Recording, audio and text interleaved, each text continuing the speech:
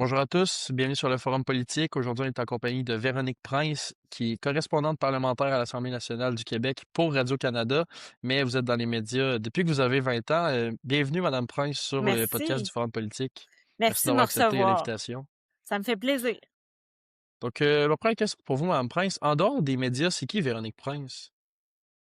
Ah ben moi, j'ai 41 ans, j'ai 2 enfants, 2 petites filles en fait de 10 ans puis, de 6 ans.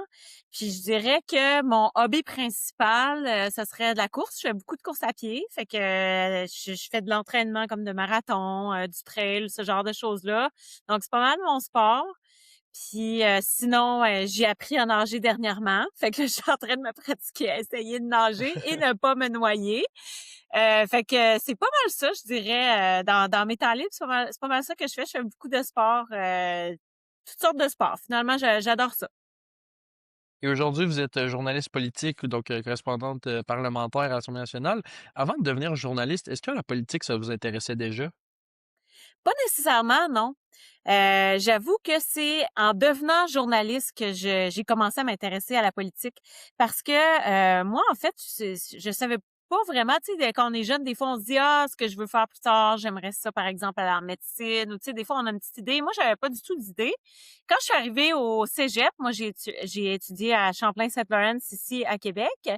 J'ai étudié en sciences humaines. Même à ce moment-là, j'avais pas trop d'idée de ce que je voulais faire.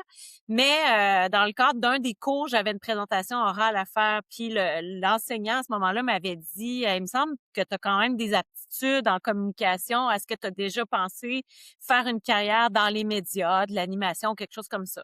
J'avoue que j'y avais pas pensé. Puis là, j'ai comme réfléchi à ça, puis je me suis dit, ah, ça pourrait être une bonne idée.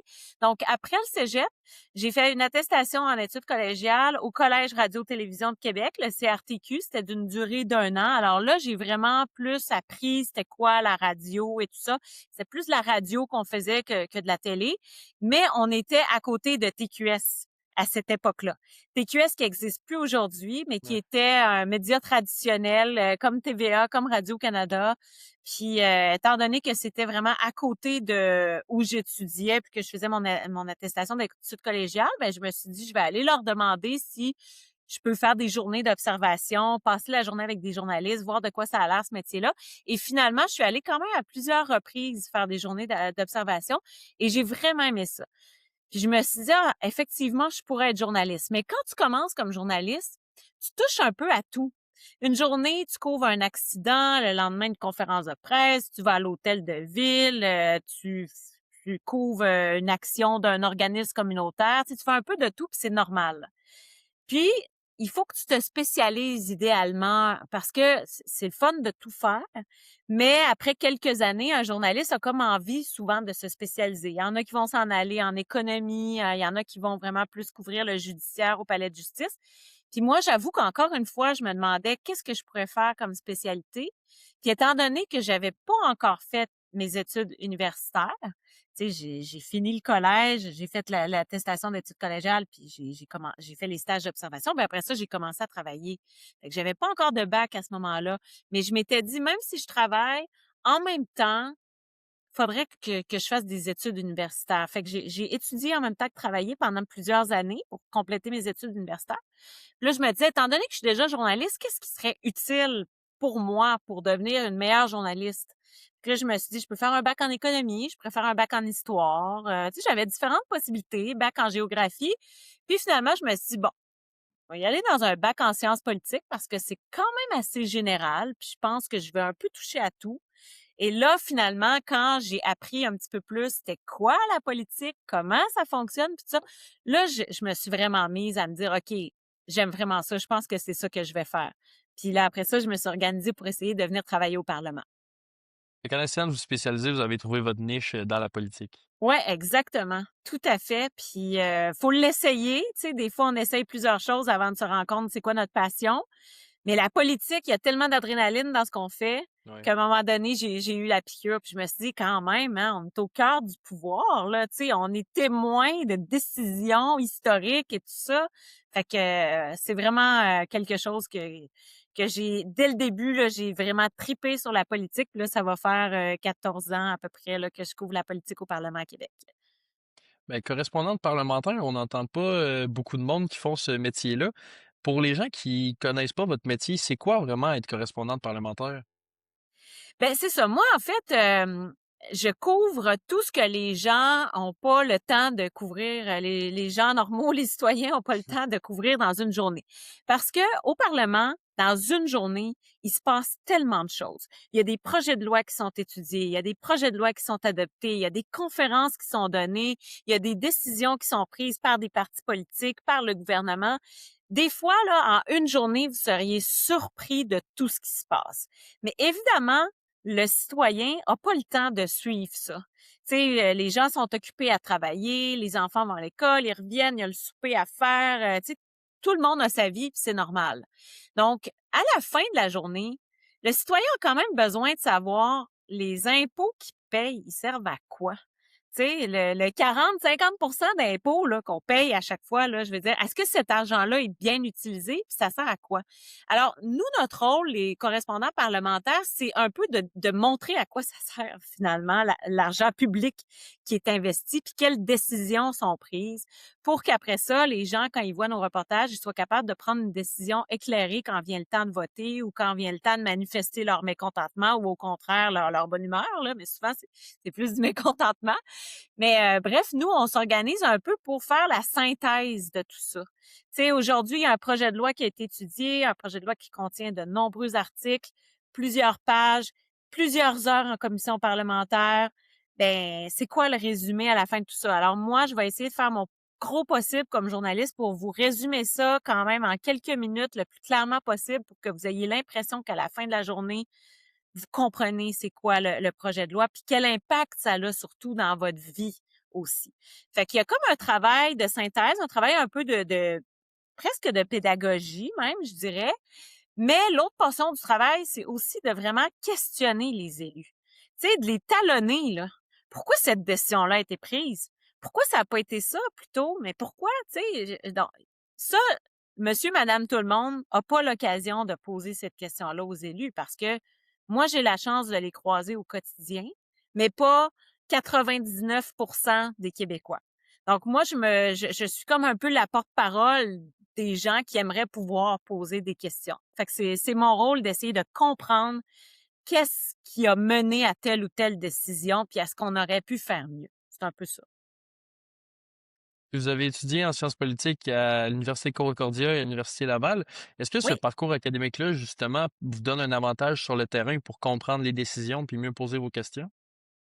Oui, je pense que oui, parce que en faisant d'abord mon bac en sciences politiques, le bac en sciences politiques, c'est quand même assez vaste. Fait que, tu sais, tantôt, je disais, je me demandais si je faisais un bac en géographie, en histoire. Finalement, le bac de sciences politiques, c'est un peu tout ça. Puis il y a aussi quand même beaucoup de cours en philosophie. Puis moi, j'avoue que je faisais partie de ceux qui étaient comme ça doit pas servir à grand-chose, la philosophie. Puis même au cégep, j'étais comme les cours de philo, il me semble que. Mais après ça, je me suis rendu compte à quel point ça s'applique dans la Ouais. vraie vie. Tu sais, des fois, on a l'impression que c'est des concepts un peu flous, un peu vagues, la philo, là, mais ça s'applique quand même dans le quotidien en politique, là. Fait que c'est ça, je trouve que ça m'a permis de mieux comprendre le fonctionnement de la politique, mais c'est surtout ma maîtrise en sciences politiques qui a vraiment fait une différence, à mon avis. Parce que j'ai décidé de faire un mémoire. Puis quand on fait un mémoire, il faut qu'on choisisse un sujet sur lequel vraiment on va se concentrer davantage. Puis moi, je m'étais dit, étant donné que je suis au Parlement puis que j'ai accès au gouvernement, puis que je suis témoin de beaucoup de choses, je me suis dit peut-être que je pourrais faire un mémoire sur comment on gère une crise gouvernementale.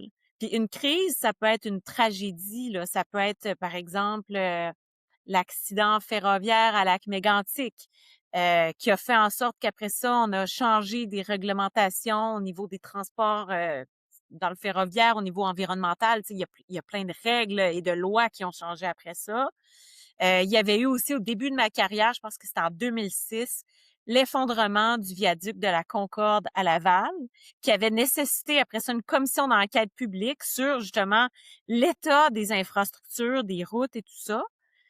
Tu sais, ça, c'est de la gestion de crise gouvernementale parce qu'un gouvernement qui se retrouve confronté à ça, là, doit quand même réagir très rapidement, doit trouver des solutions rapidement, doit rassurer les gens rapidement, puis assurer aussi que ça ne va pas se reproduire. Donc, comme journaliste, quand on est témoin d'une gestion de crise gouvernementale, c'est vraiment fascinant la façon dont les gouvernements agissent, puis même les partis d'opposition, la dynamique et tout ça, tu sais, les différents intervenants, parce que dans une gestion de crise aussi souvent, c'est pas juste le gouvernement, la Sûreté du Québec peut être impliquée, il peut y avoir toutes sortes d'acteurs de la société civile aussi qui sont impliqués. Puis, je m'étais dit, je vais me concentrer là-dessus. Fait que là, ça m'a forcé à analyser quelles sont les différentes manières de réagir d'un gouvernement. Puis quand ils réagissent, est-ce qu'ils vont utiliser les médias traditionnels? Est-ce qu'ils vont utiliser les médias numériques? Est-ce qu'ils vont utiliser un mélange des deux? Ça va être quoi leur comportement finalement? Autant leur comportement communicationnel que leur comportement sur le terrain pour vraiment gérer concrètement ce qui est en train de se passer. Puis ça, en étudiant ça, là maintenant, je comprends mieux comment qu'ils agissent. Puis je suis comme plus capable d'anticiper, on dirait, leurs actions. Ouais. Fait que ça m'a vraiment aidé de faire ça. Puis vous avez commencé votre carrière assez jeune, à environ 20 ans. Est-ce Ouais. que c'est difficile à cet âge-là de se faire une place dans les médias? Oui, c'est quand même difficile parce que, on commence, puis souvent les jeunes nous voient les gens nous voient comme des jeunes, tu sais? Puis quand tu es jeune dans les médias, c'est plus dur des fois de bâtir sa crédibilité. Fait que c'est ça que j'ai trouvé difficile au début de bâtir ma crédibilité parce que ça prend quand même plusieurs années. Puis se faire une réputation aussi, ça prend plusieurs années. Fait qu'il faut travailler fort, faut s'arranger pour pas faire d'erreurs. Faut vraiment toujours vérifier, contre-vérifier tout ce qu'on dit, tout ce qu'on fait. Tu sais, ça demande quand même beaucoup d'énergie au début pour s'assurer justement de ne pas faire d'erreur. Parce que le rôle d'un journaliste, c'est de dire la vérité. Tu sais, c'est de s'assurer de donner l'information juste. Alors, si moi, je donne une information qui est pas juste, c'est sûr que ça va influencer ma réputation, ma crédibilité et puis le reste de ma carrière. Donc, il y a quand même beaucoup de pression pour les jeunes au début de se faire un nom. Tu sais, puis quand je dis se faire un nom, c'est aussi développer son style. Parce que, tu sais, au début, on est un peu insécure, on sait pas trop qu'est-ce que je peux dire, jusqu'où je peux aller, est-ce que je peux le dire de cette façon-là, est-ce que les gens vont comprendre, tu sais, fait que développer son style aussi, ça prend ça plusieurs années, tu sais, ça vient avec l'expérience et tout ça. Fait que c'est sûr que quelqu'un qui commence, j'aurais pas pu commencer directement à la colline parlementaire ici à Québec. Parce que je pense qu'on m'aurait pas pris au sérieux. On m'aurait pas pris au sérieux, on aurait trouvé que je suis trop jeune puis que je manque probablement de bagages, d'expérience, tu sais. Fait que souvent, les journalistes, quand ils commencent, c'est pour ça aussi qu'on les voit davantage en région ou dans d'autres provinces. À Radio-Canada, on a l'occasion aussi d'aller travailler dans d'autres provinces. Puis quand je dis en région, ça peut être en Abitibi, ça peut être en Gaspésie, tout ça, dans des milieux qui sont plus petits un peu, où ça va moins vite, dans le sens que tu sais, moi, j'ai commencé à Trois-Rivières, par exemple, au début de ma carrière. Fait qu'à Trois-Rivières, ben, je me concentrais vraiment sur les enjeux municipaux. Je me concentrais vraiment juste sur la région de la Mauricie. Fait que, tu sais, à un moment donné, tu viens que tu as une connaissance de la région, tu as une connaissance des intervenants, puis ça t'aide dans tes reportages. Quand tu commences à Montréal, par exemple, là, c'est gros quand même, là. Tu sais, tu plein d'intervenants. La nouvelle va vite, vite, vite, vite à Montréal. Tu sais, le rythme est vraiment pas le même dans une métropole versus en région. Fait que pour faire ses classes, entre guillemets, je trouve quand même que c'est mieux de commencer dans des milieux qui sont un petit peu plus petits pour se familiariser, puis justement prendre plus son temps pour s'assurer de pas faire d'erreur. On a moins de pression quand on commence dans des moins gros milieux. Puis là, au fur et à mesure qu'on prend de l'expérience, ben tu sais, là, après ça, justement, tu sais, là, tu t'en viens à Québec, là, tu essaies à Québec. OK, le rythme s'accélère un petit peu plus davantage. Montréal, OK, le rythme s'accélère encore un peu plus. Puis Ottawa et Québec, les deux collines parlementaires, là, quand je dis que ça prend de l'expérience, parce que ça va extrêmement vite. Tu sais, dans une journée type, là, des fois, là, je peux avoir 7, 8 conférences de presse dans une journée au Parlement. Mais moi, il faut que je maîtrise tous les sujets, là. Puis il faut que je comprenne euh, les dessous et les nuances de chacun de ces sujets-là. Fait que c'est pour ça que je dis, ça va tellement vite comme rythme que si j'avais pas tout mon bagage d'expérience puis mes années d'expérience, peut-être que je trouverais ça vraiment dur puis je me casserais la tête à me dire, aïe, aïe, c'est quoi la nouvelle aujourd'hui? C'est quoi, là, que je suis supposée rapporter aujourd'hui, là? Tu sais, je pense que je me poserais pas mal plus de Ouais. questions, là. Puis si vous faisiez pas du journalisme politique, vous feriez quoi? Quelle niche de journalisme? J'ai longtemps aimé quand même le judiciaire. Peut-être qu'il y a un côté de moi un peu obscur, je sais pas trop là, mais tu sais, le judiciaire c'est quand même assez fascinant aussi, je trouve, parce que tu sais, c'est les comportements humains. Hein. Il y a de la psychologie beaucoup beaucoup dans le journalisme judiciaire, puis il y a des procès aussi qui sont durs à suivre, là, vraiment Ouais. difficiles, mais qui marquent quand même l'histoire là, tu sais. Fait que ça, je trouve ça quand même fascinant, le journalisme judiciaire. Probablement que si vous parlez à plusieurs de mes collègues, les autres vont dire ah j'aurais aimé ça être correspondant à l'étranger. Tu sais, moi c'est quelque chose qui pourrait m'intéresser, mais c'est pas nécessairement ça qui est le plus tu sais, mettons que j'avais une liste à faire, là, ce serait peut-être pas, après la politique, ce serait peut-être pas directement ça que je voudrais faire parce que c'est ça. Moi, j'aime le côté proximité quand même. Tu sais, j'aime ça informer les gens de nouvelles qui les touchent vraiment au quotidien. Puis je dis pas que la guerre en Iran touche pas les gens au quotidien ou, tu sais, oui, là, ce qui se passe ailleurs dans le monde, il faut que les gens soient au courant parce que c'est clair que ça a un impact dans leur vie. Mais moi, comme journaliste, j'ai l'impression que c'est des enjeux qui sont peut-être un petit peu plus loin de nous.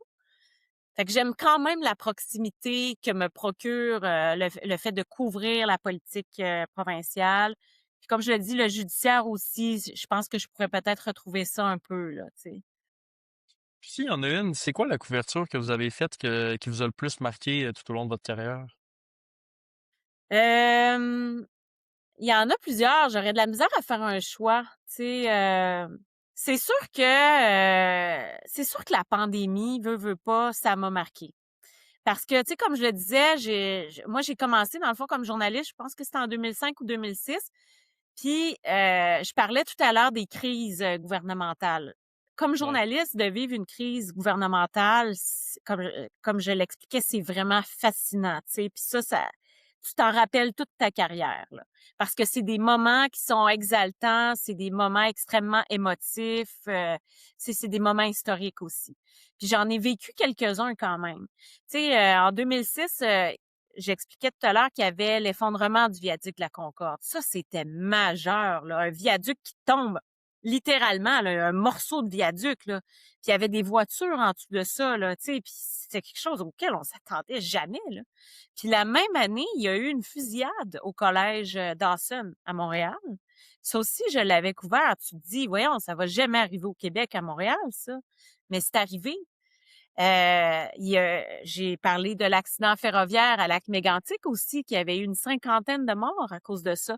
Tu sais, ça, là, quand tu te rends sur le terrain, parce que moi, même si je suis correspondante parlementaire et que la majorité de mon temps, je le passe dans le Parlement, ça va quand même arriver, évidemment, que je vais aller sur le terrain aussi, là. Puis quand il y a une tragédie, on se déplace sur les lieux de la tragédie parce que généralement, les élus se déplacent eux autres aussi, là. Le premier ministre ou la première ministre se déplace. Puis c'est important d'ailleurs que le premier ministre se déplace parce que c'est une façon de rassurer les gens et de montrer qu'il est allé constater lui-même sur les lieux là, l'ampleur de la catastrophe ou de la tragédie. Donc c'est sûr que nous, d'être témoins de ces moments-là et de les voir, tu sais, c'est extrêmement émouvant là. Tu sais, fait que c'est sûr que ça marque une carrière. La pandémie, c'était pas aussi visuel, tu sais. C'est pas comme le Ouais. viaduc qui est effondré puis tu l'as devant toi puis t'es comme aïe aïe aïe, tu sais, c'est pas pareil. Mais c'était tellement majeur de comme confiner le Québec là. Tu sais, c'est comme voyons, j'aurais jamais pu m'imaginer que c'est quelque chose Ouais, qui non. peut se produire, tu sais. Puis après ça, d'assister à chacune des conférences de presse, tu sais, je vais toujours me rappeler que les conférences de presse étaient à 13 heures l'après-midi, toujours dans la même Ouais. salle. Puis à chaque fois qu'on se pointait dans une conférence de presse, on se demandait, mais qu'est-ce qu'il va annoncer aujourd'hui? Tu sais, c'était de surprise en C'est des surprise, là. choses qui arrivent pas plus tard dans votre carrière. Ça arrive juste une fois, là. Ah, je pense pas que je vais revivre ça. Tu sais, un On couvre-feu, n'espère pas. là, ben on n'espère pas, effectivement. Mais tu sais, un premier ministre qui annonce un couvre-feu, tu sais, au Ouais. Québec, là, je me disais, ah, aïe, aïe, tu sais. Puis sur le coup, je pense qu'on s'en rendait pas compte, nous, les journalistes ici, parce que tu as un travail à faire, tu es occupé, tu sais, au quotidien, là, tu couvres la conférence de presse, tu essaies de rapporter l'information, d'autant plus que pendant cette période-là, les gens nous écoutaient beaucoup. Tu sais, puis je Ouais. me suis rendu compte que quand il y a une crise, les gens ont encore tendance à se tourner vers les médias traditionnels. Ils vont se tourner aussi beaucoup vers les médias sociaux numériques, mais c'est comme si les médias traditionnels demeurent un espèce de refuge, là. Tu sais, les gens ont besoin d'ouvrir leur télé, leur radio. Ils veulent voir ou entendre le premier ministre puis les ministres. Tu sais, puis c'est ça, je m'en rendais pas compte, je pense, au moment de la pandémie, mais avec le recul aujourd'hui, je me dis, hey, dire que j'ai vécu ça, tu sais, au quotidien, c'est quand même quelque chose, là. Quand ça va être dans les livres d'histoire, là, dans 30 ans, Ouais. là, je vais me dire, hey, c'est vrai, j'étais là. Fait que, On va être maintenant rendu, Madame Prince, au segment des 60 secondes. Donc, pour ceux qui nous écoutent, je vais le rappeler. Madame Prince va avoir 60 secondes pour répondre au plus de questions possibles par oui ou non. Donc, Madame Prince, quand vous êtes prête, je vais lancer le chronomètre. je suis prête. C'est parti. Est-ce que c'est facile de rester objectif dans un environnement aussi polarisé? Oui, Est-ce que la rapidité de l'information nuit à la qualité du journalisme?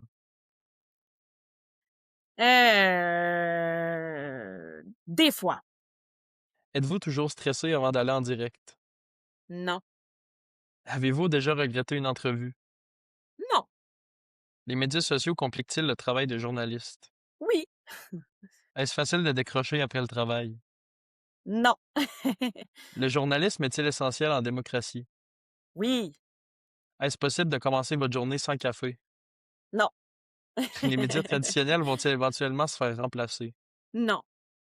Est-ce plus facile de faire du journalisme en 2026 qu'en 2016? Non. En tant que journaliste, devez-vous des fois improviser selon le contexte?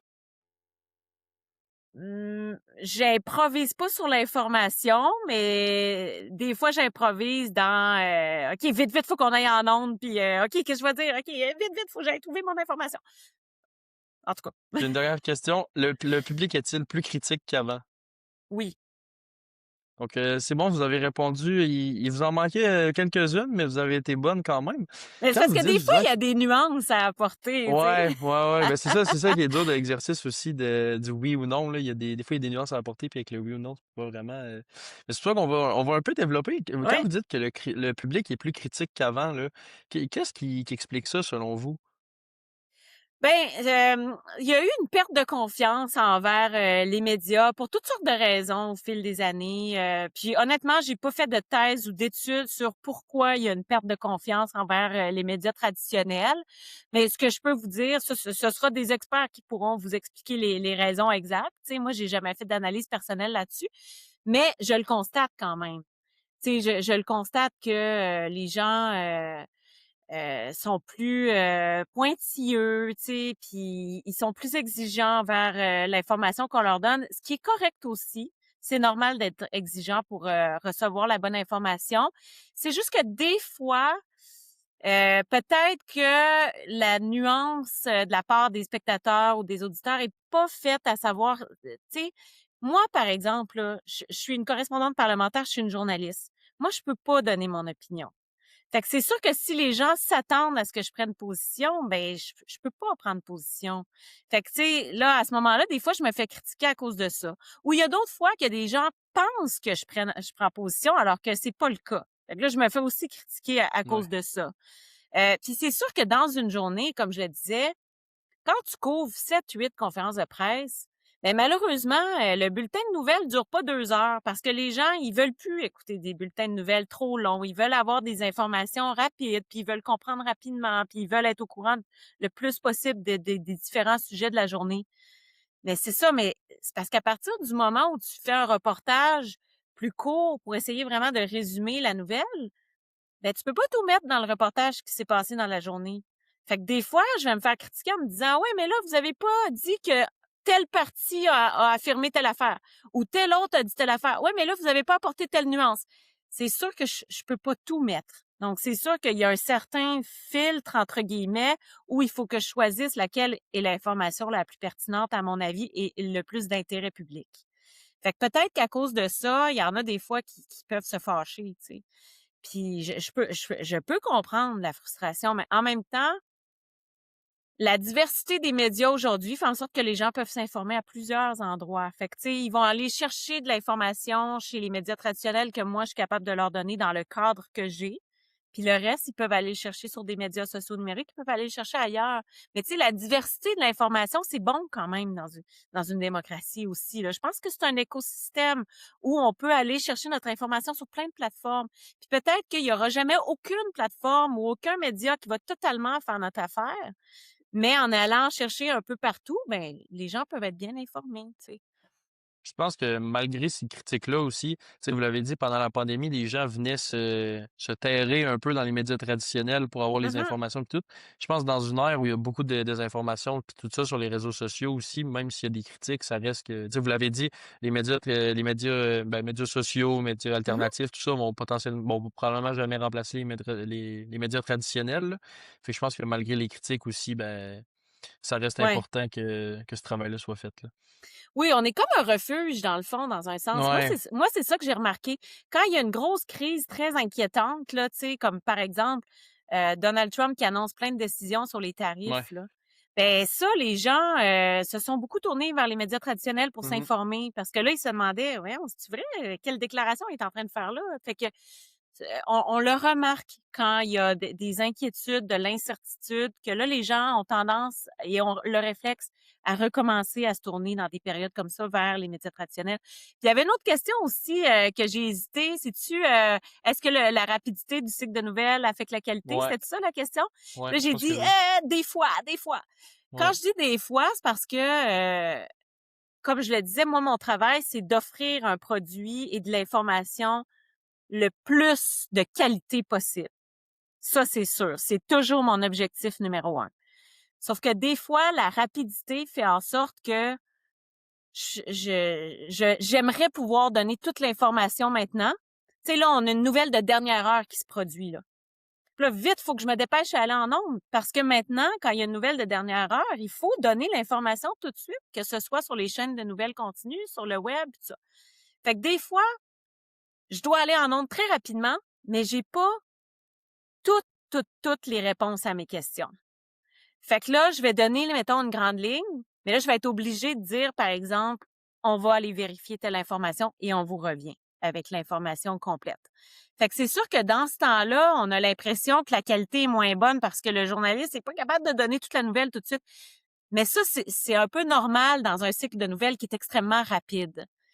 Donc, nous, ça nous force à s'ajuster à cette rapidité-là, puis ça nous force à trouver l'information rapidement et de la confirmer rapidement pour pas donner de la mauvaise information en ondes. Donc, c'est sûr que c'est beaucoup de pression pour nous autres. Tu sais, à la fin, est-ce que ça affecte la qualité? La qualité, elle est, à mon avis, elle est quand même extrêmement bonne, là. Tu sais, ça peut jamais être parfait, mais je trouve quand même que la qualité est très bonne dans les conditions dans lesquelles on travaille. ben, c'est ça. Puis aussi, tu sais, je pense que les gens se terrent parce qu'ils se terrent dans les médias traditionnels parce que justement, il y a ce processus-là qui est fait, pas comme, mettons, sur les réseaux sociaux que, oh, j'ai entendu ça quelque part, fait que je le publie, puis je donne l'info à tout le monde. C'est Il y a vraiment ça. une recherche qui est faite de votre côté pour justement donner la Ouais. bonne info, là.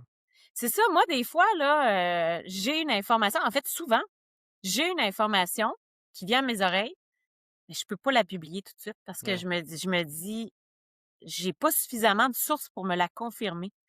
Fait que je Ouais. suis obligée de me garder une réserve puis d'attendre avant d'avoir une deuxième, une troisième source. Tu sais, je suis obligée de m'assurer avant de publier quoi que ce soit que c'est l'information véridique. Ouais. Tandis que sur les réseaux sociaux, il peut y avoir des gens qui ont pas besoin de faire ça parce qu'ils sont pas des journalistes, tu sais. Fait que c'est sûr que on compétitionne un peu avec ça aussi, tu sais. Ouais. Mais faut jamais oublier que nous, faut que ce soit validé. Ouais. Puis c'est quoi l'aspect inconnu de votre travail qui surprendrait le public, qu'on voit pas vraiment? Hem, c'est au Parlement, là, moi, je suis surprise à quel point, les, partis politiques qui s'entendent mieux entre eux qu'on pense. Ouais. Tu sais, les élus, là, ils chicanent beaucoup à la période de questions, puis ils chicanent beaucoup devant les caméras, dans les conférences de presse, puis ils s'accusent de toutes sortes de choses, tu sais. Mais après ça, ils se serrent la main, puis quand les caméras sont fermées, ils sont quand même pas mal Ouais. tu sais, c'est très amical, les contacts, là. Parce que j'ai quand même l'impression qu'eux autres, tu sais, ont de l'empathie les uns envers les autres pour le travail qu'ils font. Tu sais, c'est une fonction qui est quand même difficile à être élu Ouais. puis d'être scruté 24 heures sur 24, 7 jours sur 7, là, tu sais. Fait que j'ai l'impression qu'entre eux, là, quand les caméras s'éteignent, il y a comme une espèce de soutien. Puis moi, j'ai été étonnée quand même de voir qu'il y avait une collégialité entre les élus au Parlement. Puis avez-vous remarqué une évolution dans la relation entre les politiciens et les journalistes dans les dernières années? Euh, Non, pas nécessairement. Non, j'ai pas remarqué nécessairement une évolution de leur part. Tu sais, c'est sûr que c'est une relation qui est quand même assez particulière parce que, tu sais, on n'est pas des amis. Nous, on n'est pas là non plus pour être leur porte-parole. Mais en même temps, il faut vraiment bien rapporter leurs propos. Fait que, tu sais, je peux pas non plus être toujours en confrontation avec eux. Tu sais, fait qu'il faut que je trouve le bon dosage. Parce qu'un journaliste Ouais. peut pas toujours être en confrontation, mais peut pas non plus boire les paroles de l'élu, tu sais. Fait qu'il Ouais, ouais, ouais. faut trouver vraiment un équilibre. Tu sais, faut que eux sentent qu'ils peuvent pas nous dire n'importe quoi.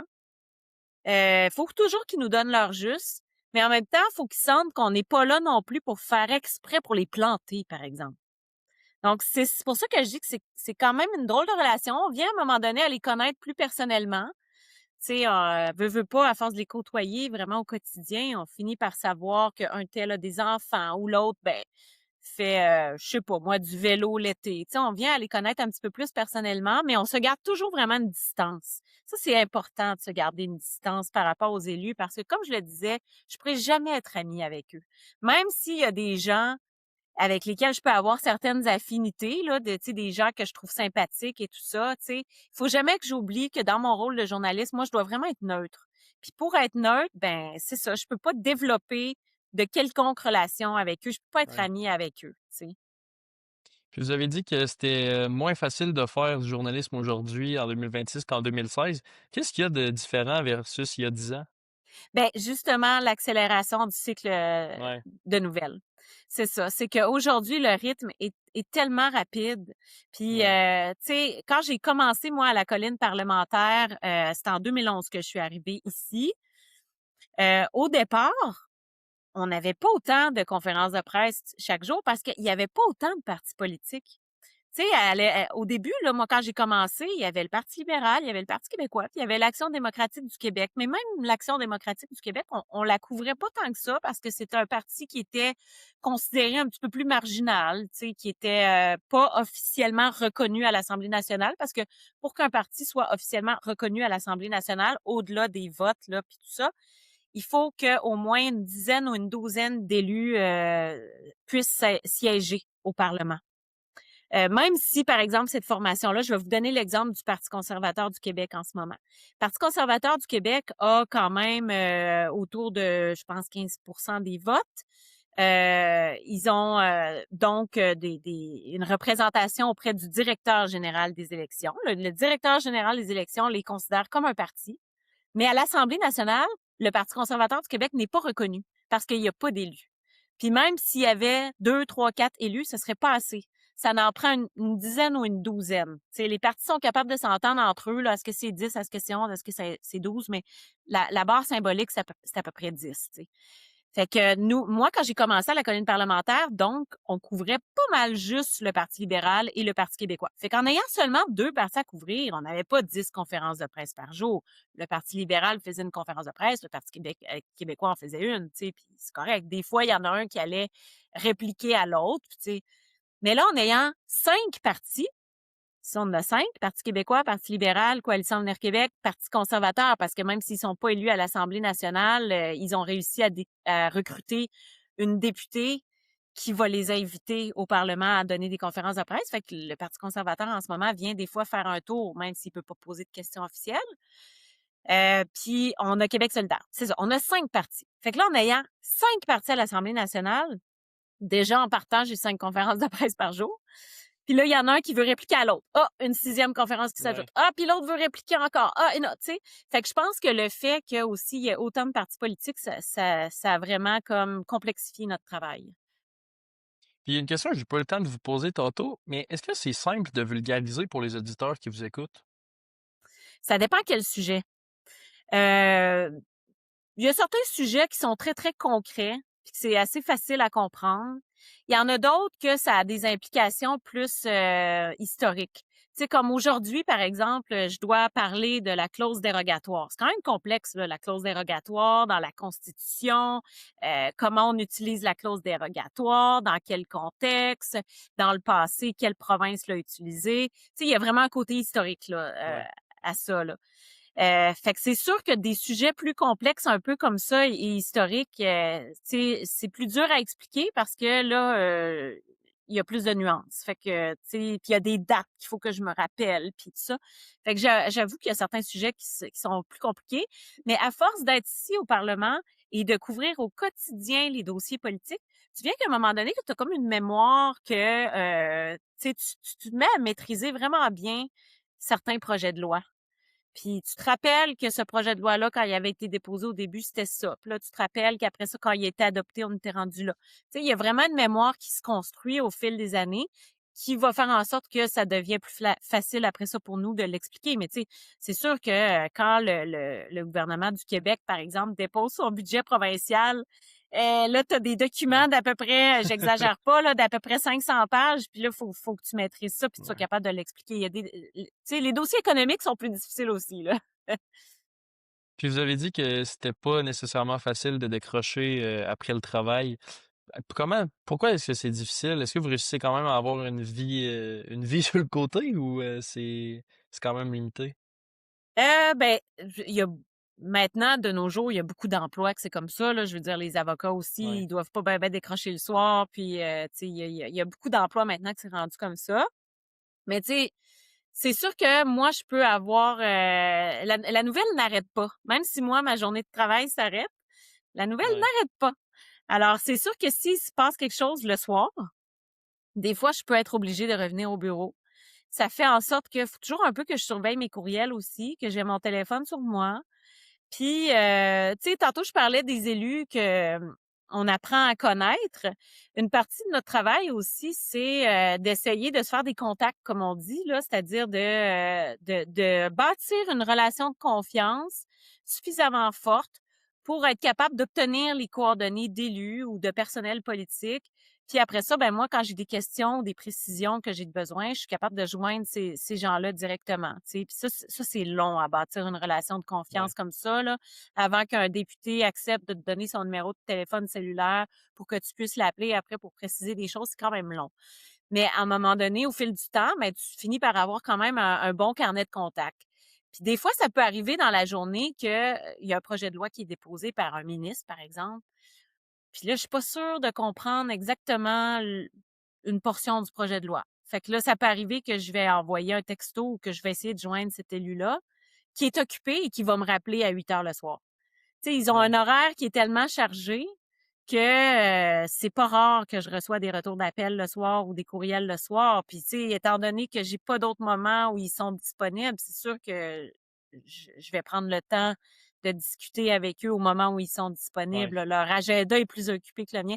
Fait que c'est pour ça que c'est toujours, on décroche jamais vraiment, mais tu sais, à un moment donné, Ouais. on est habitué. Puis, ben, c'est ça aussi, je pense que, tu sais, vous le dites, construire un carnet de contacts, c'est assez long. Puis je pense, pour revenir un peu à ce qu'on disait au début, c'est pour ça que justement un journaliste qui a une vingtaine d'années pourrait pas nécessairement avoir toute la Oui, crédibilité que vous auriez aujourd'hui sur la colline parlementaire, là. ouais, exactement, c'est vrai, absolument. Puis, est-ce que c'est quoi une idée reçue sur les journalistes que vous aimeriez déconstruire? Hem, Justement, les gens pensent qu'on n'est pas neutre. Puis ça, j'aimerais ça le déconstruire parce que c'est possible de couvrir la politique en étant neutre. C'est possible, je vais vous donner deux contextes. À un moment donné, moi, je peux vous dire, en fait, je vous dirai jamais pour qui je vote ou pour quel parti je vote, parce que justement, je veux rester neutre. Mais il y a 2 types de journalistes, par exemple. Il peut y avoir le journaliste que, comment je pourrais dire ça? Tu sais, à un moment nous, là, on est exposés à tous les partis politiques et tous les partis politiques vont essayer aussi de nous convaincre que c'est eux qui ont raison. Fait qu'à un moment donné, c'est comme si je reçois tellement d'informations, puis il y a tellement de partis politiques qui essaient de m'influencer que finalement, je suis comme juste pas capable de me faire une opinion. Fait que, Ouais, tu sais, je vais rapporter la nouvelle, mais honnêtement, je suis pas capable de me faire une opinion puisque j'ai juste comme trop d'informations dans ma ouais, tête. Fait que ça fait quand même que je reste neutre parce que j'ai pas d'opinion. Puis sinon, il y a des journalistes qui, au contraire, eux vont voter, mais que ça paraîtra pas, puis ils vont tout faire, ces journalistes-là, pour que ça paraisse pas, quitte à même avoir l'air d'être moins amical avec un parti. Tu sais, on n'est pas supposé être amical, mais je sais pas si tu ouais, ouais. comprends ce que je veux dire. Tu Non, ouais, sais, je comprends ce que tu veux dire. il y a des journalistes qui vont peut-être voter pour un parti, mais ils veulent tellement pas avoir l'air d'avoir voté sur ce parti-là qu'ils vont être encore plus critiques envers le Ouais. parti. Il y a des journalistes que c'est comme ça. Tu sais. Il y en a Tu d'autres qui sais, annulent leur vote. Il y en a d'autres qui font ouais. juste pas voter. Ah ouais? Fait que, oui, c'est ça. Fait que, tu sais, tous les journalistes ont leur technique, tu sais. Mais l'objectif à la fin de la journée, c'est que vous vous rendiez pas compte, dans le fond, quelle est mon opinion. Tu sais, moi, je suis pas supposée en avoir une. Puis mon objectif, c'est que vous soyez pas capable de vous dire c'est pour qui elle vote elle, tu sais. Je pense pas que les gens sont capables de le dire, puis je veux pas que les gens soient capables de le dire non plus, là. Tu sais, mettons que vous, une journée, ça vous tenterait de vous impliquer pour le parti X, Y, Z. Est-ce que vous auriez le droit de prendre votre carte de membre puis de vous impliquer ou Non, faudrait justement là que vous laissiez votre rôle de, non, j'aurais de correspondant euh, parlementaire? oh non, moi je peux pas. C'est sûr qu'un média tu sais, c'est sûr qu'un journaliste qui travaille pour un média reconnu, comme par exemple à Radio-Canada, ça fait partie vraiment de nos règles d'éthique et de déontologie. OK. Moi, je peux pas être militante en même temps qu'être journaliste parce que je ne serai pas neutre. Vous allez voir des chroniqueurs en ondes qui, eux, donnent leur opinion et ont une carte de membre d'un parti. Mais ces gens-là ne sont pas engagés comme journalistes. C'est pas des employés, par exemple, de Radio-Canada. C'est des gens qui ont signé un contrat, puis c'est un contrat de chroniqueur, puis ils sont là. Eux ont le droit, par exemple, de donner leur opinion. Puis des fois, les gens, je peux comprendre qu'à force de voir beaucoup de bulletins où tu as un mélange de chroniqueurs, un mélange de journalistes, je peux comprendre qu'à un moment donné, les gens sont mêlés. Tu sais, voyons, c'est quoi un journaliste, puis c'est quoi un chroniqueur, puis tu sais, Ouais. des fois c'est difficile de faire la distinction entre les deux là. Mais un journaliste comme moi, je peux pas avoir ma carte de membre, je peux pas militer. Et si je décidais de quitter mon poste pour aller travailler en politique, c'est déjà arrivé dans le passé des journalistes qui ont Mhm. quitté leur poste de journaliste. Tu sais, la ministre Martine Biron, elle était journaliste avant. Le ministre Bernard Drinville était journaliste aussi avant.